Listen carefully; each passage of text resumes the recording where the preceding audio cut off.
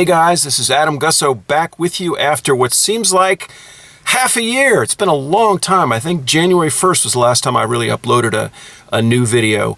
So why am I coming to you today? But what I want to do is, I've been going through all the comments in my hundreds of YouTube videos over the past whatever, and it's become apparent to me that since Satan and Adam, the documentary, was released on June 1st on Netflix, everything is blown up, and I've been getting comments on every video about that. So I thought, why don't I just, because I've been out there for the past year, basically. I've gone, the thing was released at the Tribeca Film Festival in April of 2018. It's been making the rounds of the festival, kind of the festival world internationally. It won Best Documentary at the Barbados International Film Festival, and in Poland, Best Music Documentary in Nashville at the film festival. So there's been a lot of awards and stuff, but everything seems to have changed with Netflix putting it on. And suddenly I'm getting emails and messages, and it's like people I know, people I don't know, and a couple of things are coming through. And so what I realized was that I should talk to you a little bit the way I would, or the way I have been when I'm what's called a subject of the documentary. And that's why I'm coming to you. I'm kind of dumping this all on the table because I want to clarify a few things, because not everybody understands how this works. So, so I am what's known in the world of film festivals as a subject, as opposed to, for example, the filmmaker. The filmmaker is Scott Balseric, or V. Scott Balseric, and there are producers and all that kind of thing, and editors. I had nothing to do with that. I lived the life that the documentary Satan and Adam talks about. Sterling and I lived that life. So he's the other main subject, and Kevin is one of the subjects. We're all subjects. That's the official term. When we show up in a film festival program, the filmmaker and the subject will be there. So I'm a subject. I didn't know this. And so I had nothing to do with the filming of it, with the editing of it, with the storytelling, except insofar as a subject, they put me on camera and said, what do you have to say about such and such? And so there's a lot of kind of talking head stuff. There's especially one interview at the end where I'm wearing my glasses, and it's sort of older Dr. Gussow. Okay, so there's one thing that comes through again and again in the comments that people leave and email me about the documentary. And it surprises me, but it's a great thing. It's the number of people who get moved to tears by the documentary. And I'm delighted. I think maybe because I lived the life that's in it and have lived with the knowledge that I lived that life for so long, and because I've seen the documentary 11 times at this point, I'm always kind of surprised that it does that. And I think there's a few different reasons that it does that. And that's sort of what I want to talk about. But I want to I'm going to kind of dump and give you a lot about the documentary and about my feelings about it and sort of how things fit together for me. Here's a random fact. The documentary took 23 years to be filmed and edited. 23 years from the fall of 1995, when Scott first came to us and said, I'm a young and promising filmmaker. He goes, and he'd won an award, I think, and he'd done a documentary called Street Singer, or Street Songs, that was about a blind black street singer in Pittsburgh. And he came to us and he said, I'd like you to be the subject of my next documentary. That was 1995. So here's an interesting fact. And so 1995, he finally finishes it. It premieres in April of 2018. So that's 23 years from first filming to debut. That's unheard of. It's very rare because there's no profit in it. Who would do that? But the story was so complicated, the story of and so complicated because of the disasters that happened in 1998 and then in 2000, that it took him that long. So by 1995, when he came along, Sterling Magee, Mr. Satan, and I had been playing together for 9 years. So that in the documentary, when you see footage from before 1995, none of that was taken by Scott. Where did it come from? My cousin Ethan Gussow came up to Harlem one day in '88 maybe, and caught us playing together, sort of took so some of that footage showed up. There was some early news stories, a guy named Ramey Blumenfeld, son of a famous English novelist named Yorick Blumenfeld, who's a friend of mine. Raimi Blumenfeld came onto the street and saw us. He has his sport jacket over his shoulder, and he says, "Here in Harlem, the street music is made by Satan." And there he is, and there I am in the white cowboy hat that I lost very early in the whole process. There was a documentary that was done by a woman whose name I'm blocking on, but it was WNYC. It was about a 12-minute, I think, documentary. It showed on local news at WNYC. Some of that footage made its way in. There was a 2-minute little film, mini documentary, not a documentary, just sort of a little news story, featuring Joan London, who was, on Good Day New York or Good Morning America, a former host. That was for dentists' waiting rooms. I kid you not. And so the scene they got where I'm playing with him, and it's supposed to be sort of the first day we ever jammed together on 125th Street. That's from that video. And you can find a lot of these. They're on my YouTube channel, the Modern Blues Harmonica channel. Just go back and look at my videos going back to the very earliest, and you'll find, if you orient them from the very first video on down, you'll find some of that stuff. So Scott collected all of that stuff, and he found some stuff I'd never seen, and edited it together to sort of tell the story of that first 9 years when he wasn't there. Here's something else that's, for me personally, very important that you know. In the first 5 minutes of the video, in the first 5 minutes of the documentary Satan and Adam, the story appears to be that, and I'm sort of the on-camera and the voiceover guy, telling you a story about how I lost my girlfriend, and I was a graduate student. And it seems sort of like the next day, after my heart is broken, I'm wandering through Harlem hoping to heal my wounded heart, and I happen to have a harmonica, and I sit in with Sterling. Well, that's not how it happened, and documentaries do what they do for various reasons. Let's just say that what Scott did, and I don't question his judgment, but I also feel I need to talk to this, is he created extreme narrative foreshortening in order to get the story underway. And so suddenly you're with this Adam Gussow guy, youngish white guy, and he's sort of in the subways, and suddenly there he is in Harlem. So what really happened? What's the truth? Because documentaries, they're a version of the truth.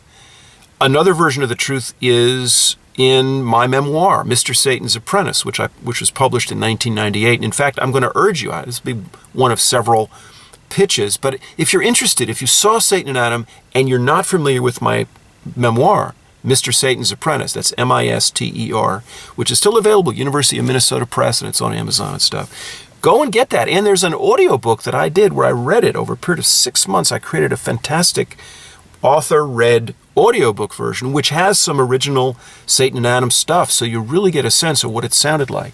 That's my version of the first, from 1986 to 1998. And by the way, I first played with Sterling 1986, I think it's October 22nd. I actually have a journal entry, which I'll show you at some point. Anyway, what's wrong with extreme narrative foreshortening? Well, if you didn't know the truth, you might think the following, and I'm a trained African-American lit culture guy, and so I have this kind of hair trigger defensiveness a little bit, and I think about what some people might call white adventurism, like white guy just kind of wandering through Harlem and he gets to play blues. So here's the truth. The girlfriend, whose name I will not mention here, left me after 5 years. We were living together. She left me for another graduate student that I knew. So this was the spring of '84. I was a Columbia MA, I'd gotten an MA the year before in English. And I basically got sick and tired of the program. He was a fellow grad student. I knew the guy. Yes, my heart was broken. I was crazed. I was not suicidal, but I was manic. And I went to Europe that summer, and that was my adventurism. I brought along a harmonica, and I started to jam. I jammed on the street with starting in Paris, and ended up after a 5-week vacation with a lot of street music, saying, I want to do this. And I came home in summer of '84, and I wrote a novel, and it wasn't any good, and I went back to Europe, and I came back home, and then I started to go to Dan Lynch, which was a bar in New York, a blues bar, and I said, Adam, you're trying to write a book that's sort of about a guy whose life is turned around by blues harmonica. You can't even really play very well. I was okay, but I started to go to Dan Lynch, a blues bar in New York. And then in the summer of '85, I met Nat Riddles. African-American player, 6 years older than me. He became my mentor and a friend eventually, and he died of leukemia in 1991. He's a very important figure in Mr. Satan's Apprentice.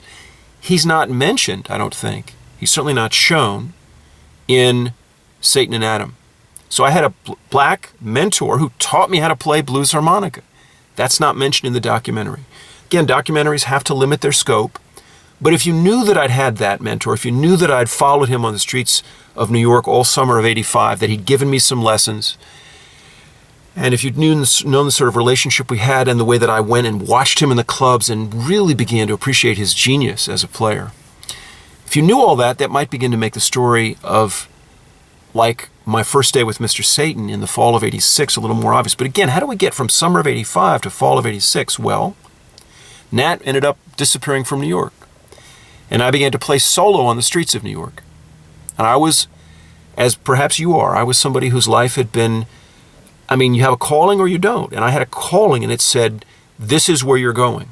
And I'm an intense guy and disciplined and dedicated, and I was willing to put in those 10,000 hours. Not as disciplined and dedicated as Jason Ritchie. He really is, you want to be the best in the world. I just wanted to be the best I could be. And then I began to play with a guy named Bill Taft on the streets of New York for a couple of months, fall of '85. And then he left. Bill Taft was a very important kind of alternative musician in Atlanta. Jody Grind, there's a band called the Jody Grind. Bill Taft, fantastic player, surreal Tom Waits-ish kind of guy. So we had our act, and I played all over New York. And then I got together with another guy. His name is Bill Collins. And we played in New York February all the way through June, and then we went to Europe. So I played the streets for another 4 or 5 months, worked all over the city, then we went to Europe. We flew over together. He's never come home. I mean, he's literally still a Paris street musician, Swing in Paris. That's the name of his group. He's a fantastic guitar player and singer at this point. But he was just a young kid from the Bronx, a young Irish kid from the Bronx. Crazy. We were both crazy. And so we played all over Europe. Meanwhile, and the documentary doesn't mention Bill Collins or Bill Taft, nor does it mention the fact that before I ever got near 125th Street to play with Sterling McGee, Mr. Satan, I had become a regular in the jazz clubs in Harlem, starting with a place called La Famille, looks like La Famille, and Showman's Cafe, which ended up moving to a different place. And I sat in. And I became a kind of minor sensation. There was a very powerful response. At that point, would have been February of '86. I'd played with Bill Collins, Bill Taft, some, and I'd had Nat Riddles teaching me. And within about 9 months of meeting Nat, I had really pulled my thing together in jam sessions and sitting in with bands. And so when I first went to a Harlem Jazz Club, I had a powerful response. People were saying, I haven't heard anything like that up north since Jimmy Reed. And all this is in Mr. Satan's Apprentice. And I probably went a total of about 7 or 8 times and learned lessons and played with different, and the players were, way above me. And the all-black audience, because Harlem at that point was all-black, the all-black audience, the response that they had to their performers, to Jimmy Preacher Robbins, for example, it's almost addictive. You realize just what high-end music is being made, and how to make really high-end music. You need to have that connection, that intimate connection between the audience and the performer. And I saw that. I got taught. The one thing that didn't happen, interestingly enough, is that the black performers who called me on stage never said, "White boy, go home." They didn't talk about white privilege. They didn't talk about any other term that might be a term you'd think somehow, adventurism. They saw me as a musician. They heard the talent that Nat heard. They heard it wasn't fully developed. And they tried to teach me. And so that's a really important thing here, is they saw me as an opportunity for teaching. And they also understood that I got it, which is to say I really wanted to learn. And I was willing to listen. I didn't say, I don't have anything to learn from you. It's just the reverse. It's like, thank you. And so I remember one particular night when a guy named Jackie Soul had me on stage, and I got above my pay grade in terms of, I'm a blues harmonica player in soul and jazz contexts, and there were certain things I could play and certain things I couldn't play, and I got on stage. He called me on, and I got on stage and there was something I couldn't play. And afterwards, instead of saying, man, just get out, you don't belong here, get out. He didn't try to humiliate, just the opposite. He said, sit down, I want to talk to you. And this is the kind of lesson that I got. And again, all of this is the prelude to the first day, which shows up about 5 minutes in to the documentary Satan and Adam. That first day, there was a lot of learning that had gone on. My blues journey had taken a lot of steps before I ever got near to sitting in with Mr. Satan. It wasn't just broken-hearted white graduate student. In fact, I had dropped out of graduate school, so to that extent, if the documentary says I was a grad student, I was a former grad student. I had given that up. I did not want to go back. And Jackie Soul sat me down. He said, I want to talk to you. And he said, I heard what you're doing up there. And I was embarrassed. And I said, I kind of messed up. And he said, you kind of did. He said, but I want to give you a piece of advice. He goes, that's all right. He goes, that's going to happen. He said, never let somebody make you do something that's not your thing. Never let somebody make you do something that's not your thing. That's an incredibly useful lesson. And it gave me the strength later on. Sometimes when I was in a sit-in situation, when somebody does Purple Haze, and I go, I don't think the harp is needed on that. It gave me the strength to stand back and say, I'm going to sit this one out. Sometimes harmonica is not needed, or it's not a song or it's not a song where harmonica is needed. So I'd learned that lesson early, thanks to Jackie Soul. That was his name. You try to Google him. Jackiesoul. Jackie Soul.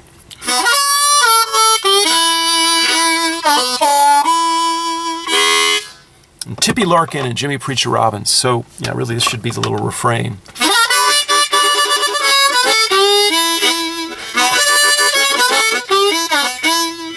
All right, well, that's just old school blues. Okay, so all of that stuff had happened.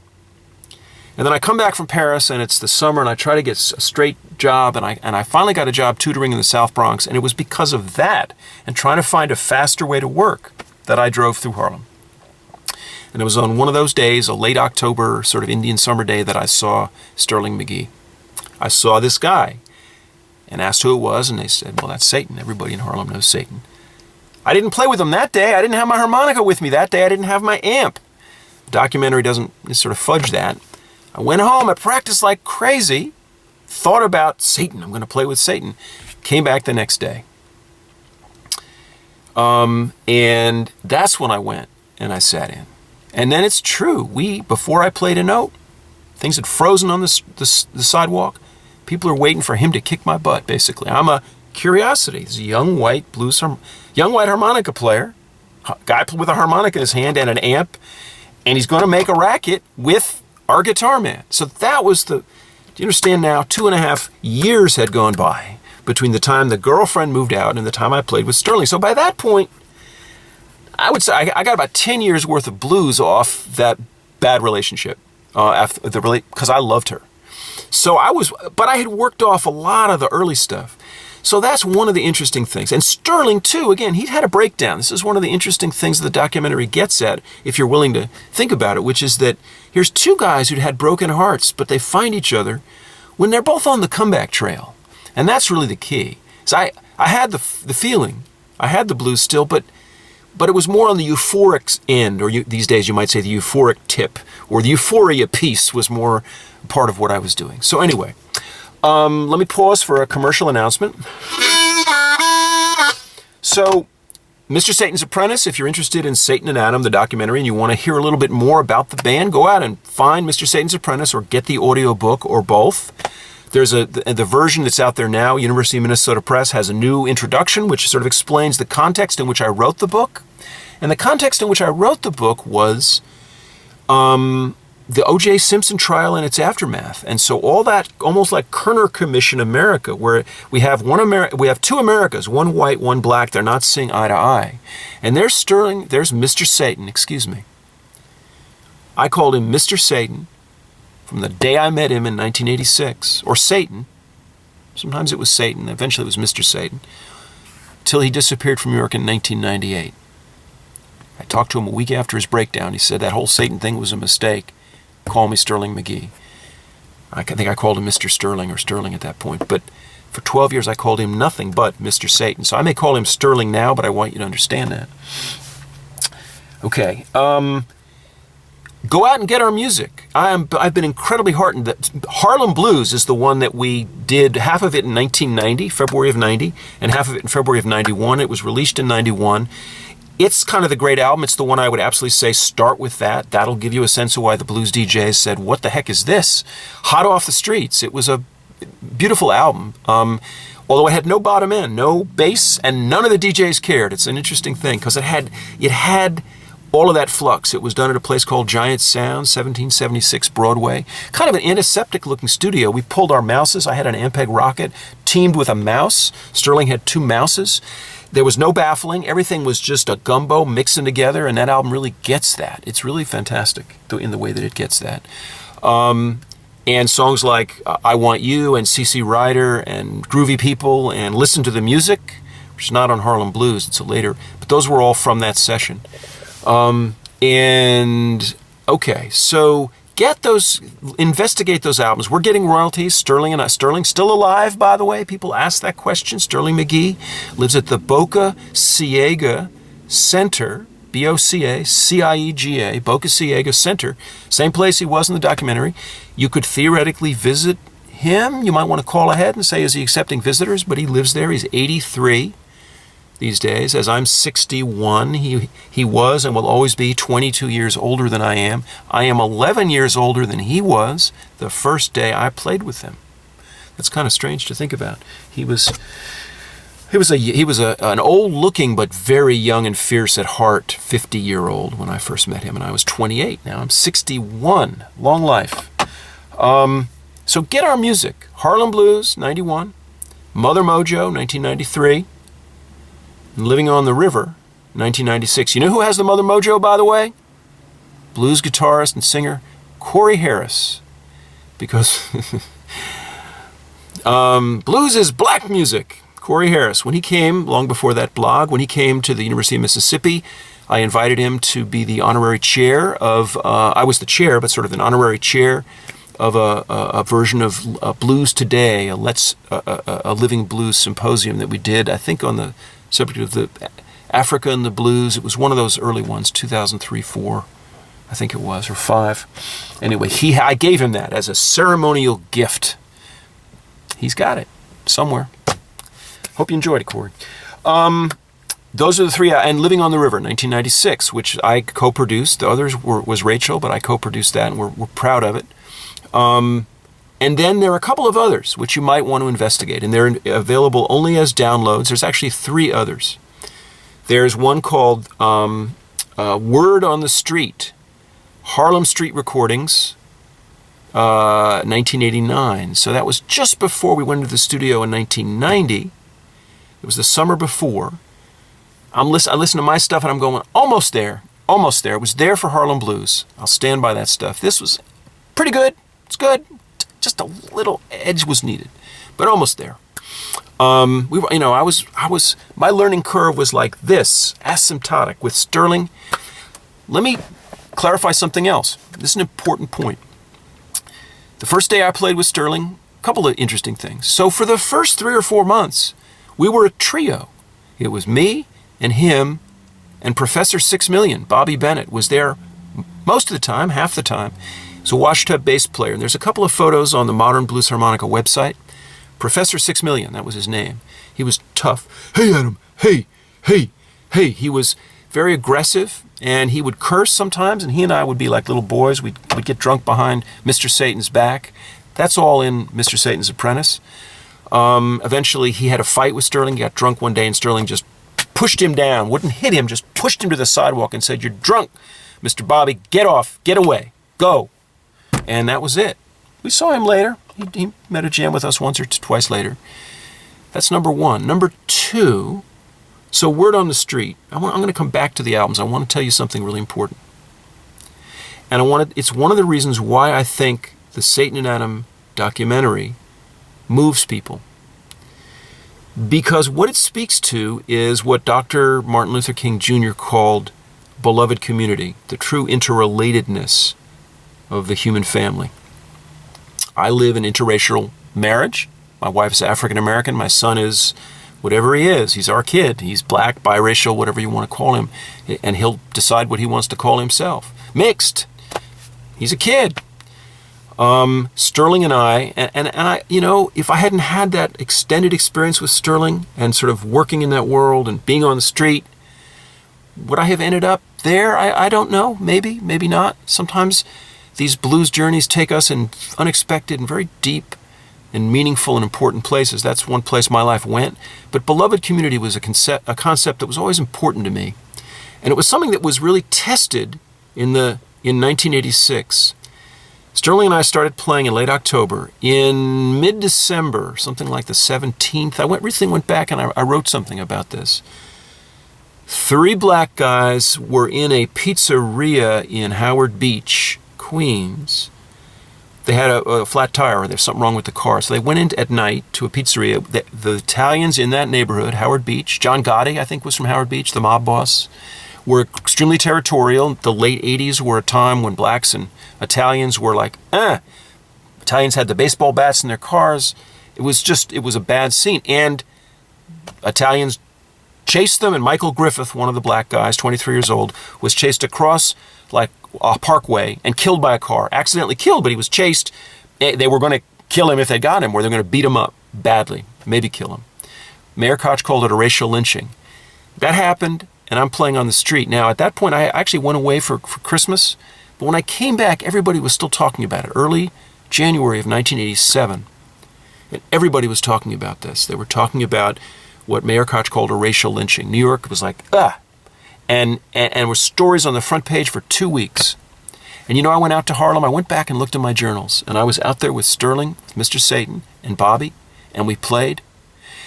A young black guy came up and he goes, "I love you, man. Do you see these tears in my eyes? I love you." The love that I got, nobody held it against me. Nobody who came up to me held it against me. Now, who knows what's going on back behind? As it turned out, there might have been some people who did not like seeing me out there. But what my presence did was free, and what our presence as this brotherhood of blues musicians did, even that early, was it gave people a chance to say, we don't have to be like that, meaning that stuff that's going on out in Queens. We can be like this. And they would point to us and you guys. And it's good to see Salt and Pepper. People would say stuff like that. I think that Satan and Adam moves people because what people see, especially sometimes older Jewish people who were sort of part of the movement, Freedom Summer and the Civil Rights Movement and the volunteering, and Schwerner, Cheney, and Goodman getting killed in Philadelphia, Mississippi. It was like that utopian idea racially in America, I think, has been blasted out of the water. It's sort of hard, although it was there when Obama spoke at the Democratic National Convention in 2004, not a white America, there's not a black America, white America, there's a United States of America. Remember he said that. And when he was elected and we was on that stage in Chicago in 2008, my family, I think everybody that I knew felt like, yeah, white people helped do this. Black people helped did this. And he's this biracial guy, and America had that promise. And I think one of the great tragedies that people are dealing with now is what happened in that second term. It actually started before the second term. It started, of course, the whole Trayvon Martin thing was in the February before that November. And then, of course, there was the young guy at Sandy Hook Elementary who comes in and kills 5 and 6 year olds.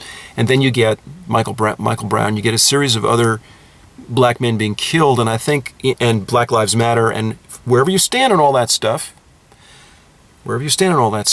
what's clear is that the utopian promise of beloved community that Obama's presidency seemed to signify, that utopian promise it just disappears. So here comes Satan and Adam, and it's landed in a world that's had Charlottesville, that's had like some really bad racial news. The Jews will not replace us. Here I am now. By the way, you'll read some things that'll say that I'm Jewish. I'm half Jewish. If I were in Hitler's Germany, I'd be considered Jewish. My father was Jewish. My father's parents were Jewish. But I'm half Jewish. I just want to, for the sake of truth, I'm sort of a nerd about procedural justice and for the factual record. But I think that what Satan and Adam offer some people, and you can tell me in the comments section if this is true for you, but one reason why it moves people, one reason, is because it says, you know, that utopian promise, that racial healing that we sort of thought was happening when Obama came in, and now people say we're not in a post-racial world. Well, there's a taste of that, and you're right to feel that, because that's the world he and I lived. We lived a world that was brotherhood. It wasn't always easy. He never pulled the race card. We didn't pull that race card. When we were on the road with him and me and Miss Macy, I mean, I was always waiting for somebody to disrespect him, because he was my brother and or my dad, right? And I would have jumped on anybody who disrespected him to his face, but it never happened. That's the energy he carried. It's the energy we carried. So I think some people feel that. I think the film also moves people because it says, don't ever, ever count somebody out. Don't count him out. He looks like he's down for the count. Most cats are supposed to have 9 lives. That cat had 10 or 11. It's not fair, but that he had all those lives. And I came back too. So in 98, he has his nervous breakdown, as he called it. In the year 2000, I had a coronary spasm, a minor heart attack. I'm fine now. But there was a period where, and I was almost killed. I was on stage with Jason Ritchie, believe it or not, when it happened. So we are blood brothers that way, Jason and I are.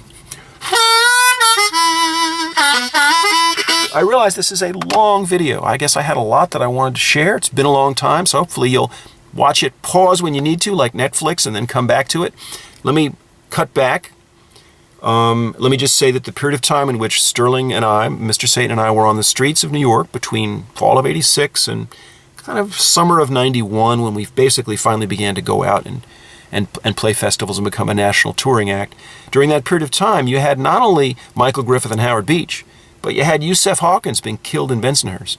You had the whole Tawana Brawley thing, which was a sort of scam in its own way, although the long history that it drew on was very real history.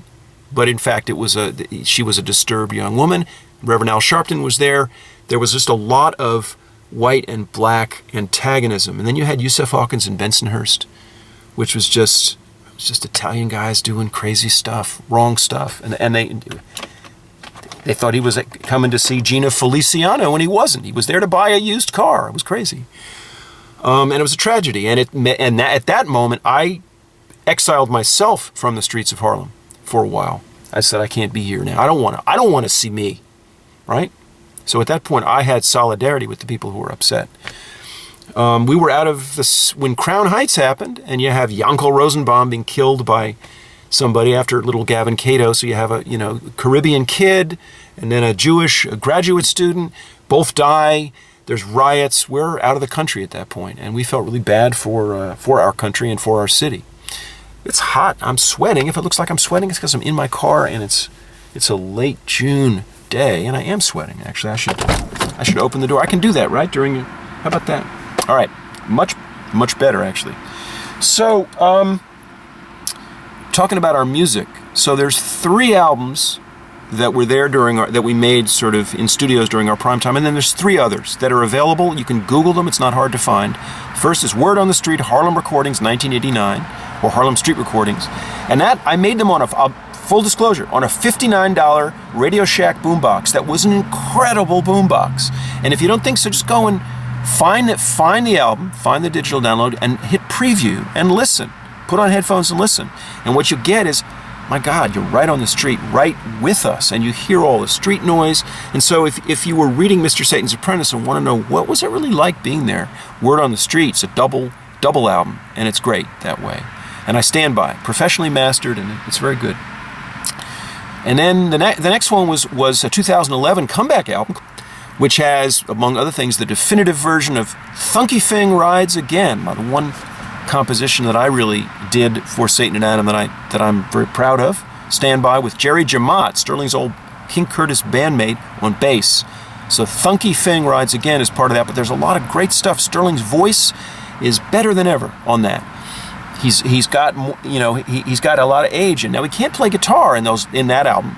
There's a lot of guitar in Word on the Street, no good guitar particularly, He lost all that, what I call the guitarism, after his breakdown and what seems to have been a sort of small stroke. And that's never really returned. He can strum now, sort of. But there's enough. And you got the amplified harp, and you got a drummer. He's not playing hi-hat cymbals. I know what I was going to tell you.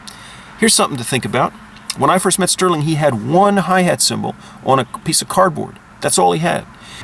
But Sterling's timekeeping was primitive. It was very basic when I met him. Guitar playing was genius level. Timekeeping was boom, boom. He was hitting the upbeats. Boom, 4, 1, 2, 3, 4, 1, 2. And we had,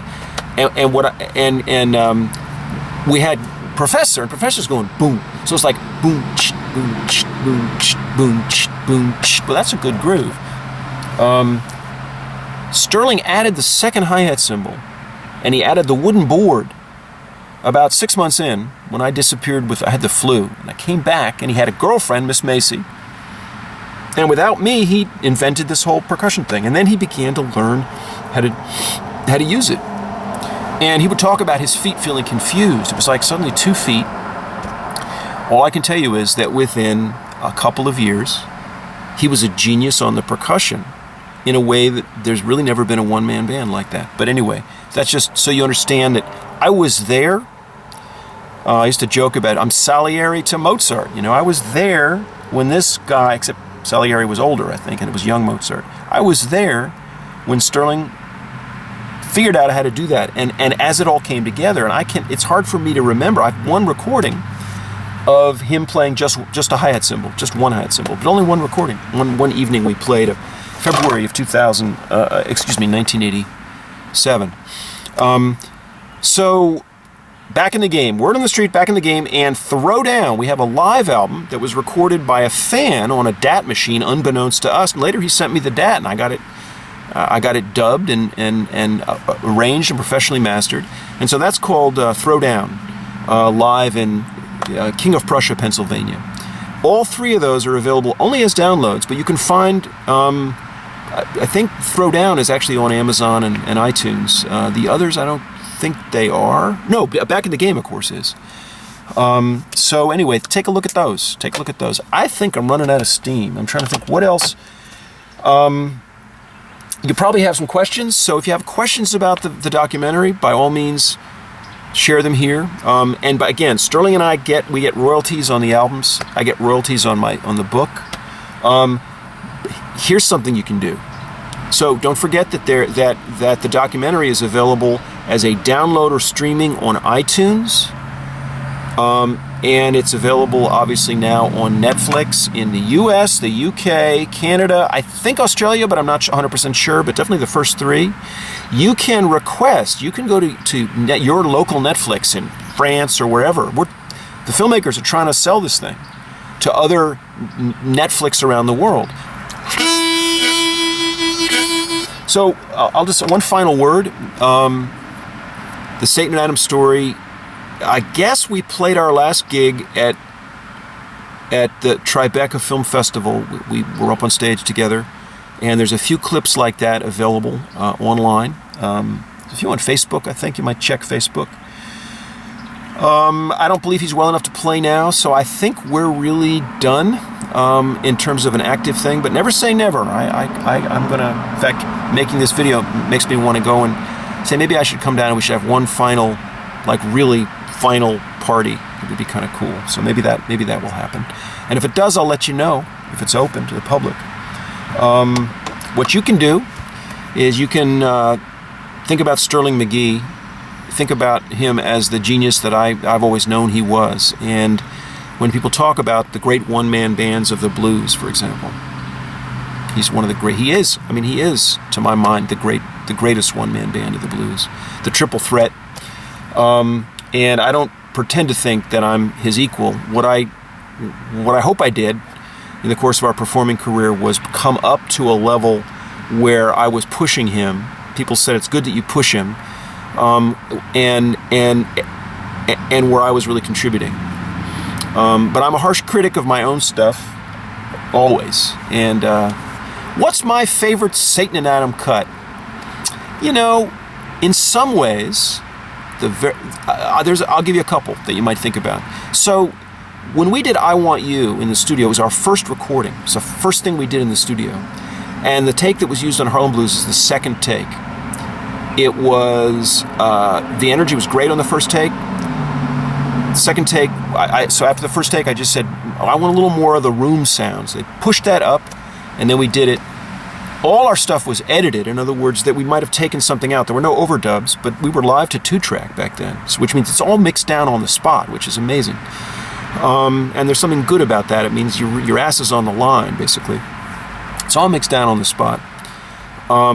And with some edits. So, occasionally we played songs long, so occasionally we would tighten a song up by cutting out 12 bars, and that happened in I Want You. But I would say that I Want You, which is the first cut on Harlem Blues, is one that I can live with as, like, what cut should I listen to, Adam, to get a sense of what you guys were about? And I would say listen to that, and listen to the groove and the way we effortlessly kind of kick into that groove. Remember, we'd been playing on the street a lot. We were hot and tight when we finally got into that studio in February. Most blues musicians, most buskers don't do that kind of thing. They don't play all winter long, but we did. So we really had the street energy ripping through the speakers. Think about how unusual his phrasing is, and that sort of cry that he had in his phrasing.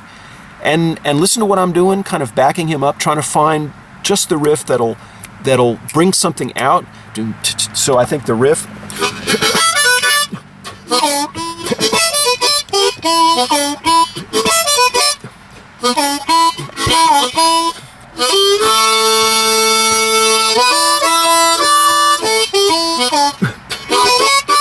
I don't even know what I did back then. We ended up not playing it that much. After a couple of years of working it, we ended up that was not one that we continually did.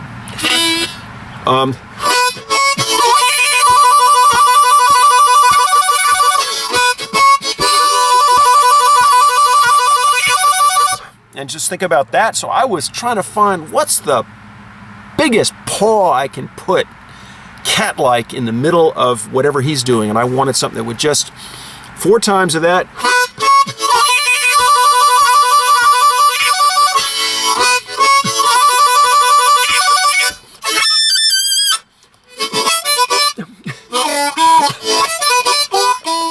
And I'll stand by that one because I was really playing hard, pushing it.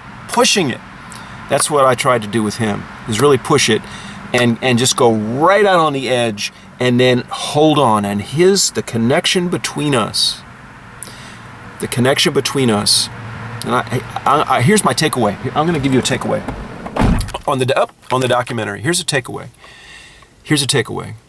From the very beginning, the filmmaker, Scott, saw us as a kind of union of opposites story. Like 2 guys from completely different parts of the world, in a sense. And so you got Harlem versus Princeton or Columbia, the sort of Ivy League, old versus young, and then whatever you want to add to that. And I used to say, well, we're 2 skinny, intense New York guys who like the same kind of music, to sort of point out one thing that should be obvious. Film is, it's a film about music. It's a film about music. But the visual field is only one of the things we worked with. What do I mean by the visual field? Well, you watch a movie, and so you see him and you see me and you see the opposites, and then you're happy because it's like, it seems to be somehow the opposites come together and then they're apart and they come together, and somehow that's the marvel of it. What I love, my favorite moment in the film, is the very end when he goes, "The Mother Mojo," and then we're off camera, I guess, but there's a sort of flurry, and then you get the sort of end of that song, and you hear his magnificent, explosive energy. You hear me trying to match it. I'm just trying to keep along. And that moment for me, if you listen to what's going on, what you hear is one sound. You hear one sound. I'm not sure the documentary stresses that point as much as, I'm not going to say enough, but as much as I would have stressed it if I were making the same film. Everybody makes different films. Because for me, why did I spend the 30 years I spent partnering with him in music? Because I was standing next to him and listening to what he was doing, and we were both deep inside the music. He's not always looking at me. He does when it's time for a solo, he might jerk his head. He's in his music, I'm in the music, and we're inside the music. And what we give you, if you listen to our music, not look at our faces and go, oh, they look like a black guy and a white guy, old and young. But if you actually listen to the music, you hear one sound. And I think that's all any band ever tries to get. Certainly what some duos try to get is you want one sound. Tuck and Patty, you know? But eventually it should be one sound. It should be one sound. And we had that. It certainly gave each of us a chance to shine brightly, and it obviously becomes part of an odd couple. Harry Shearer says, if you tried to think up an odd couple, you could hardly come up with better than this, you know. It's true, but it's one sound. Okay, so that's it for me. That's it for me. How about this? Huh.